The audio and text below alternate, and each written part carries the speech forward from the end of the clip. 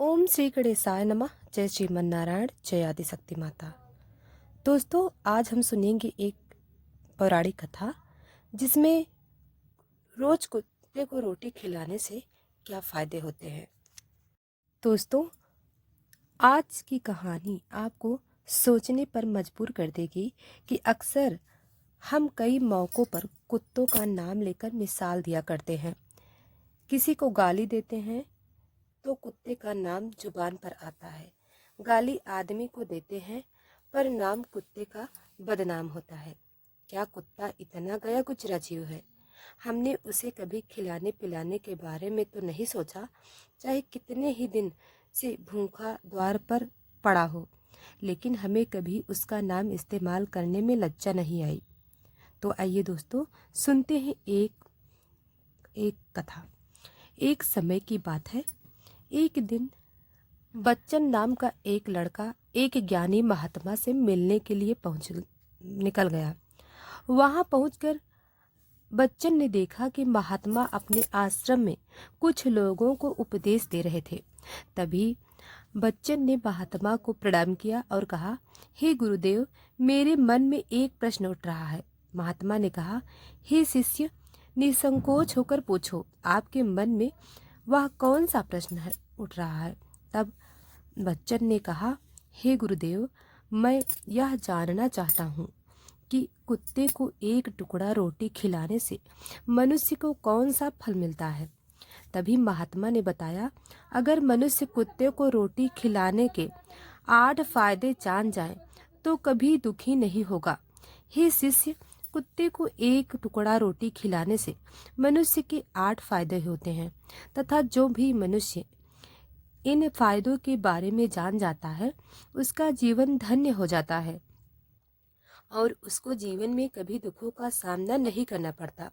जो भी मनुष्य पृथ्वी लोक पर कुत्ते को एक टुकड़ा रोटी खिलाता है उसे 8 फायदे होते हैं और वह जीवन भर सुखी रहता है और उसे मृत्यु के बाद मोक्ष की प्राप्ति होती है। महात्मा ने कहा, हे शिष्य, तुम्हें एक कहानी सुनाता हूँ, ध्यान से सुनना, फिर तुम्हें सब पता चल जाएगा। प्राचीन समय की बात है। एक काले रंग का कुत्ता था। वह बहुत ही लाचार था और भूखा प्यासा था। वह गांव में सभी के घर घर जाता, परंतु उसे कोई भी व्यक्ति का रोटी का एक टुकड़ा भी नहीं देता। वह भूख के मारे इधर उधर घूमता रहता।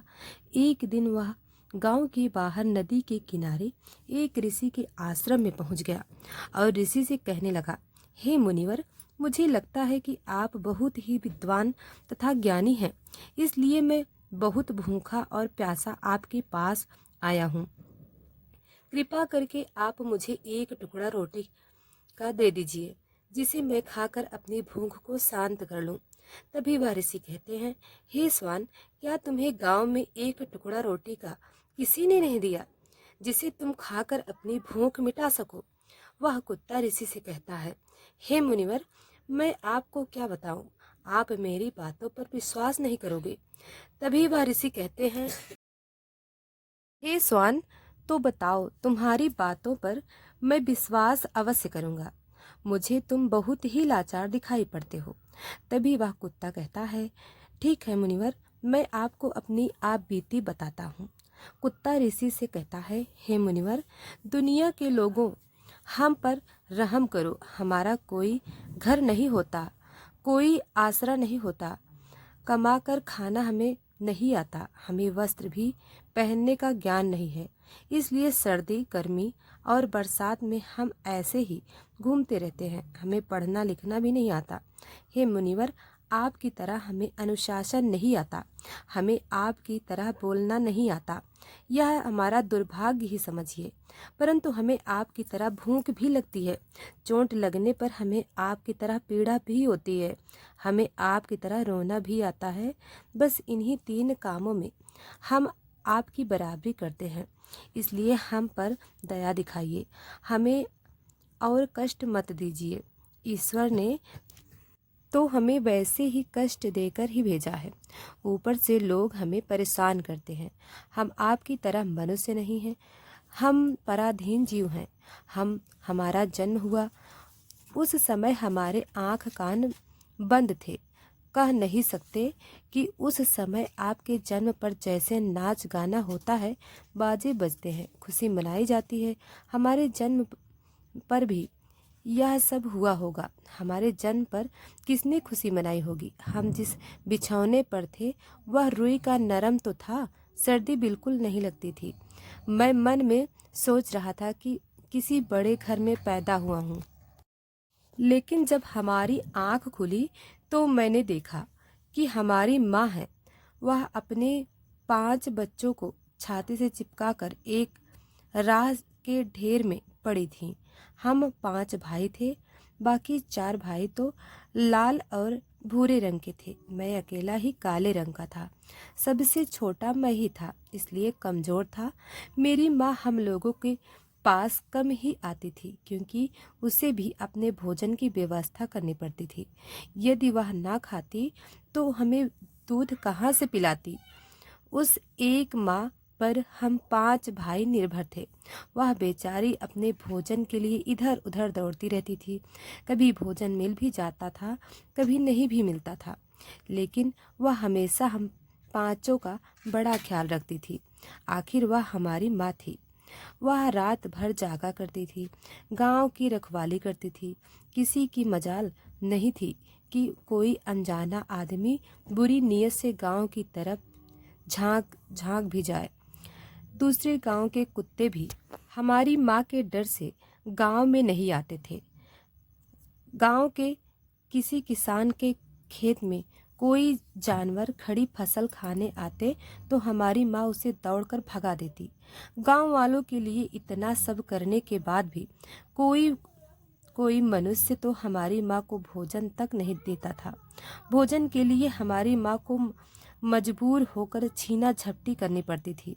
कई बार तो लोग उसे लाठी डंडों से पीट पीट कर भगा देते थे। बेचारी उस दिन भूखी प्यासी रहकर पेट की आग से जलती रहती थी। वह कहता है, हे मुनिवर, आखिर भूख तो हमें आपकी ही तरह लगती है। ऊपर से उसे अपने 5 बच्चों की चिंता भी लगी रहती थी। आखिर माँ जो थी, भूख उसे चैन से बैठने नहीं देती थी, और गांव वालों को भी उसे देखकर हृदय नहीं पसीजता था, तो बेबस होकर उन लोगों के घरों में चोरी से घूम पड़ता था, और खाने की कोई चीज़ मिल जाती तो उसे खाकर अपने पेट की आग बुझा लेती थी। कई बार तो लोग उसे खाने की वस्तु ले जाते हुए देखते तो लाठी डंडे लेकर उसके पीछे पड़ जाते। कुछ निर्दय लोग तो कई बार उसे घर के अंदर बंद करके पीटते थे। हमारी माँ का बुरा हाल कर देते थे। फिर वह कुत्ता ऋषि से कहता है, हे मुनिवर, हमारी माँ ने क्या बिगाड़ा था? अपने सिर्फ अपने पेट के लिए भोजन ही तो चुराया था। चोरी करने का हमें कोई शौक नहीं, पर पापी पेट हमें यह करने के लिए मजबूर कर देता है। एक दिन की बात है, बड़ी जोरदार बरसात हो रही थी। ओले पड़ रहे थे, ठंडी हवा चल रही थी। उस ठंड में ठिठुर कर हमारे 3 भाई मर गए। उस दिन हमारी माँ बहुत रोई, लेकिन मनुष्य हमारी पीड़ा को समझा नहीं, क्योंकि उसके बच्चे थोड़े ही मरे थे। फिर वह कुत्ता कहता है, हे मुनिवर, अब हम सिर्फ 2 भाई रह गए थे। हमारी माँ हम दोनों को अच्छे से देखभाल करने लगी। फिर एक दिन उसी गांव में एक सेठ के घर पर दावत चल रही थी और अनेक प्रकार की मिठाइयाँ बन रही थीं। सेठ जी के घर पर काफ़ी मेहमान आए हुए थे। हमारी माँ कुछ खाने की तलाश में बार बार इधर उधर जाती, लेकिन लोग उसे धुतकार कर भगा देते थे। किसी को उस पर इतना भी तरस नहीं आया कि एक रोटी उस बेचारी को खाने को फेंक दें। एक रोटी से उनका क्या बिगड़ जाता? मेरी माँ बार बार जाती और वहीं खड़ी खड़ी देखती रहती थी। सेठ जी के आंगन में दावत खाने का सिलसिला चालू हुआ। भोजन परोसा जाने लगा। मेरी माँ भी वहीं जाकर पूंछ हिलाने लगी। खाना परोसने वाला आदमी जब किसी काम से भीतर गया तो मेरी माँ दबे पांव रोटी लेने को चल पड़ी। फिर दूसरे आदमी ने मेरी माँ को जाते हुए देख लिया तो चारों ओर से लोग चिल्ला चिल्ला कर उसकी तरफ भागे। मेरी माँ उनकी चीख सुनकर घबरा गई तो 3 आदमी लाठी लेकर उसके पीछे बड़े तेजी से दौड़े। मेरी माँ वहाँ से घबरा कर भागने लगी, परंतु उसे वहाँ से निकलने का कोई रास्ता नहीं मिला, क्योंकि सामने से लोग लाठी डंडे लेकर आ रहे थे। तभी मेरी माँ वहाँ पर जो लोग भोजन कर रहे थे उनको लांघ कर निकल गई। आगे वह कुत्ता कहता है, हे मुनिवर, मेरी माँ अपने निकलने पर इतनी हैरान नहीं थी जितनी कि उन लोगों को देखकर हुई थी जो वहाँ पर दावत खा रहे थे। वह सब उठकर खड़े हो गए। उन्होंने भोजन करना छोड़ दिया और कहने लगे कि कुतिया का लांघा जाने के कारण भोजन भ्रष्ट हो गया है। सब एक दूसरे से विचार विमर्श कर रहे थे कि अब क्या किया जाए, खाना तो सब खराब हो गया है। फिर सेठ जी फूट फूट कर रोने लगे। कुछ लोग तो यह भी कह रहे थे कि भाई, कुतिया के लांघने से भोजन खराब कैसे हो गया? उसने खाने में या पत्तलों में मुंह थोड़ी डाला है, सिर्फ ऊपर से लांघ कर ही तो गई है। और कहने लगे, शहरों में तो लोग कुत्ते को पाल कर घर के अंदर सुलाते भी हैं और खिलाते भी हैं, तो इसमें कोई बुरी बात नहीं है। अगर कुतिया लांघ कर गई है तो भोजन खराब नहीं हुआ है। लेकिन उनमें से कुछ लोग बड़े घरों से ताल्लुक़ रखते थे, उन्होंने एक भी नहीं चलने दी और कह रहे थे कि भोजन तो भ्रष्ट हो गया है, यह हमारे खाने के लायक नहीं है।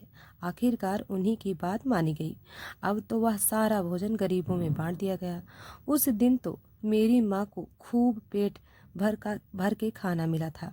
ऐसा सुख उसने जीवन में कभी नहीं पाया था, लेकिन वह सुख उसके लिए बड़ी मुसीबत बन गया। वह भोजन करके वहाँ आराम से लेटी थी। उतने में वह सेठ डंडा लेकर वहाँ पहुँचा और उसे बुरी तरह से पीटने लगा। उसे वहाँ से भागने का भी कोई अवसर नहीं मिल पाया। डंडों की चोट से वह बुरी तरह से चिल्लाने लगी। माँ का विलाप सुनकर पत्थर भी पिघल जाता, पर उस निर्दय को उस पर जरा सा भी रहम नहीं आया। वह उसे कठोरता पूर्वक पीटता रहा। माँ का वह शोर पूरे गांव में सुनाई दे रहा था। तब कुछ लोग आए और उसे समझाते हुए बोले, सेठ जी, जाने दो, भूख में तो आदमी की भी बुद्धि भ्रष्ट हो जाती है। यह तो एक पशु है, इसे अच्छे बुरी का क्या ज्ञान? अब इसे मार कर आपको क्या मिलेगा? जो होना था सो हो गया। लोग के समझाने के बाद उसने हमारी माँ को पीटना बंद किया। फिर बड़ी मुश्किल हालात में वह हमारे पास आई। माँ ने आकर सारी कहानी हम दोनों भाइयों को सुनाई। हमने सोचा कि कितना कष्ट भरा है हम कुत्तों का जीवन। आदमी एक रोटी के टुकड़े के बदले एक चोर के जितना पीटता है। बेकार है ऐसे लोग जो हम लोग को पीड़ा को नहीं समझते। वह कुत्ता कहता है, हे ईश्वर, एक दिन की बात है, उसी गांव के बाहर एक ब्राह्मण आकर ठहरा हुआ था। उसने अपने भोजन के लिए एक जगह चूल्हा बनाया और उस पर दाल बनाने के लिए रख दी। उसके बाद आटा गोंद कर रख दिया। वह वहीं पास में कुएं पर पानी लेने चला गया। इधर कहीं से मेरी माँ भी घूमती हुई वहीं पहुँच गई। उसने आटे को देखा तो सोचने लगी कि शायद इस आटे का कोई मालिक नहीं है। यही सोचकर वह उस आटे को खाने लगी। उधर उस ब्राह्मण ने कुएं के पास से देखा कि उसका आटा एक कुतिया खा रही है, तो वह बड़ा दुखी हुआ। वह बेचारा रोने लगा, क्योंकि वह भी 2 दिनों से भूखा था और थका हुआ था। कुछ लोग ने उससे कहा, अरे ब्राह्मण देवता, इस कुतिया ने तुम्हारा भी आटा बिगाड़ दिया। कल तो इसने सेठ जी की पूरी रसोई बिगाड़ कर रख दी थी। ब्राह्मण दुखी होता हुआ बोला, भाई, मुझे क्या मालूम था यह दुष्ट कुतिया मेरे आटे को खाने के लिए घात लगाए बैठी है। ब्राह्मण ने ना आँव देखा न ताँव देखा, लाठी लेकर उस कुतिया के ऊपर टूट पड़ा। माँ उस आटे को ठीक से खा भी नहीं पाई थी, पर उससे ज़्यादा कि उस पर लाठी बरस गई। महीनों तक मेरी माँ लड़खड़ाते हुए घूमती रही।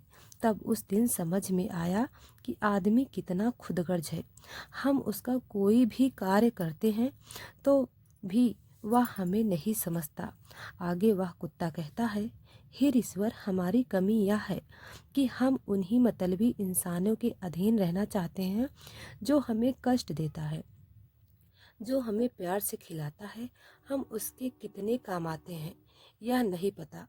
उनके घर की रखवाली तो करते ही हैं, साथ ही साथ और भी बहुत सारे लाभ हैं जिन्हें मनुष्य नहीं जानता। महात्मा ने कहा, यदि मनुष्य कुत्ते को रोटी खिलाने के फायदे में जान ले तो अपने जीवन में होने वाले नुकसान से बच सकता है। आज मैं आपको बताऊंगी कुत्ते को रोटी खिलाने के 8 फायदे। मनुष्य को पता नहीं है कि जब भी घर में रोटी बनाई जाती है तो सबसे पहली रोटी गौ माता की होती है और पिछली रोटी कुत्ते की होती है। महात्मा ने कहा, ऐसा ही विधान भगवान ने बनाया था, लेकिन भगवान के बनाए उस विधान को भूलकर मनुष्य अगली और पिछली रोटी स्वयं ही खा जाता है। इसका दुष्प्रभाव उसके जीवन पर पड़ता है। कुत्ता वह प्राणी है जिसको रोटी खिलाने से मनुष्य के जीवन में पड़ने वाले ग्रहों के दोषों से भी दूर हो जाते हैं। महात्मा ने कहा, कुत्ते को रोटी खिलाने का पहला फायदा, कुत्ते को रोटी खिलाने से नकारात्मक प्रभाव कम हो जाता है। शनि देव जब अपनी कुदृष्टि डालता है तो हर मनुष्य बर्बाद हो जाता है। जिस व्यक्ति पर उनकी महादशा का आरंभ हो जाता है तो बने बनाए काम अपने आप बिगड़ने लगते हैं